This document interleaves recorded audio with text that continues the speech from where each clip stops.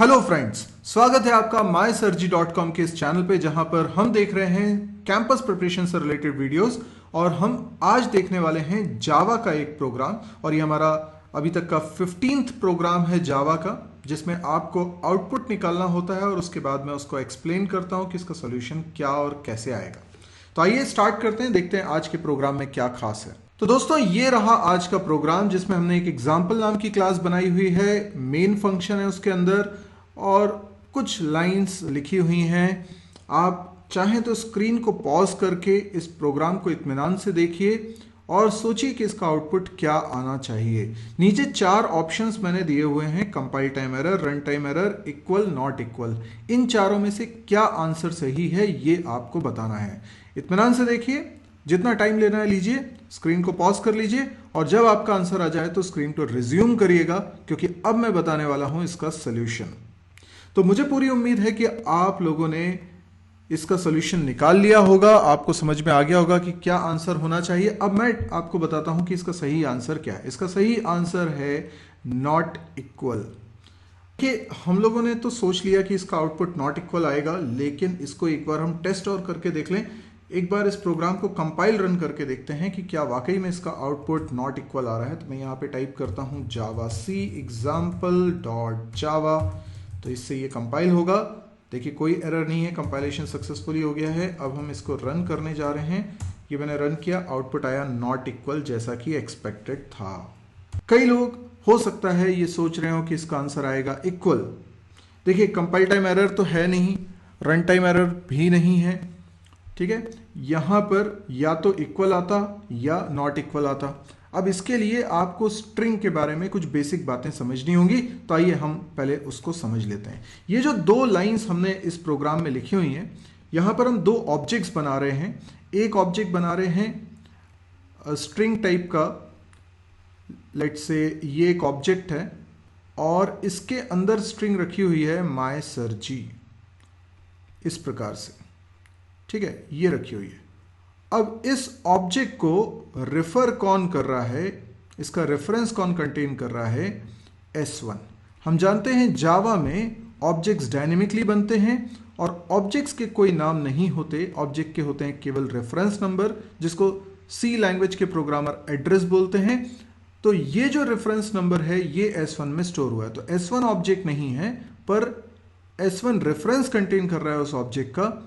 तो S1 ही इस object के नेम के तौर पे हम यूज कर लेंगे, हालांकि वो ऑब्जेक्ट का नाम नहीं होगा, ऑब्जेक्ट को रेफर करने वाला एक हैंडल होगा।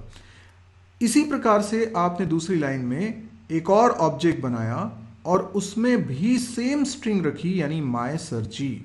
स्ट्रिंग देखिए दोनों जगह सेम है, लेकिन ये ऑब्जेक्ट्स अलग अलग हैं और इस दूसरे ऑब्जेक्ट का रेफरेंस कंटेन कर रहा है वेरिएबल S2। अब आप कंपैरिजन कर रहे हैं S1 और S2 का, तो आप स्ट्रिंग्स का कंपैरिजन नहीं कर रहे हैं, आप S1 और S2 के अंदर रखी वैल्यू का कंपैरिजन कर रहे हैं। फॉर एग्जाम्पल, ये जो पहला ऑब्जेक्ट है इसका कुछ रेफरेंस नंबर होगा। चलिए सपोज कर लेते हैं इसका रेफरेंस नंबर है 42FC और इसका रेफरेंस नंबर है 256D।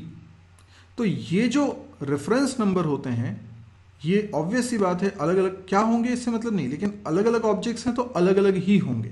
तो दोनों के अगर रेफरेंस नंबर अलग अलग हैं तो यहां कंपैरिजन रेफरेंस नंबर का हो रहा है, क्योंकि ये रेफरेंस नंबर S1 और S2 में रखे हुए हैं। तो हम स्ट्रिंग का कंपैरिजन नहीं कर रहे हैं, हम कर रहे हैं रेफरेंस नंबर का कंपैरिजन। और क्योंकि ये रेफरेंस नंबर डिफरेंट है, ये कंडीशन हो जाएगी फॉल्स, इसलिए एल्स वाला पोर्शन चलेगा और उसमें क्या लिखा हुआ है? Not equal. इसीलिए इस प्रोग्राम का आउटपुट आने वाला है नॉट इक्वल। तो आई होप आपको ये प्रोग्राम समझ में आ गया होगा कि इसमें नॉट इक्वल क्यों प्रिंट हो रहा है, और आपको ये कॉन्सेप्ट भी अब ध्यान रहेगा कि अगर 2 स्ट्रिंग्स का कंपैरिजन करना है तो इस तरीके से कंपैरिजन नहीं होता। तो फिर कैसे कंपैरिजन होता है? इसके लिए स्ट्रिंग क्लास में मेथड हैं, उनका हमें इस्तेमाल करना होता है। एक नहीं, एक से ज्यादा तरीके के मेथड हैं, पर एक बड़ा कॉमन मेथड है इक्वल्स, हम उसका इस्तेमाल कर सकते हैं। तो फिलहाल इसका आंसर है डी, नॉट इक्वल।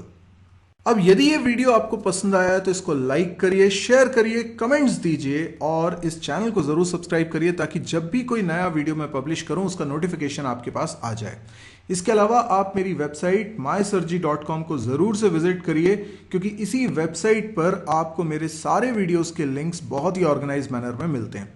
अभी तक मैं कुछ 850 से ज़्यादा वीडियोस पब्लिश कर चुका हूं और ये सारे वीडियोस प्रोग्रामिंग से रिलेटेड हैं। सी लैंग्वेज का पूरा कोर्स है, C++ का है, जावा का है, PHP MySQL का है, डेटा स्ट्रक्चर है, DBMS है, एंड्रॉयड है, कोटलिन है, जावास्क्रिप्ट है।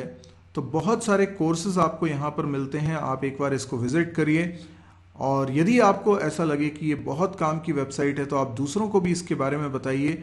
आप देखेंगे कि यहाँ पे सारा कंटेंट हिंदी में है और डेली इसमें वीडियोस अपलोड होते हैं। तो प्लीज़ अपडेटेड रहिए, एंजॉय करिए। Thank you.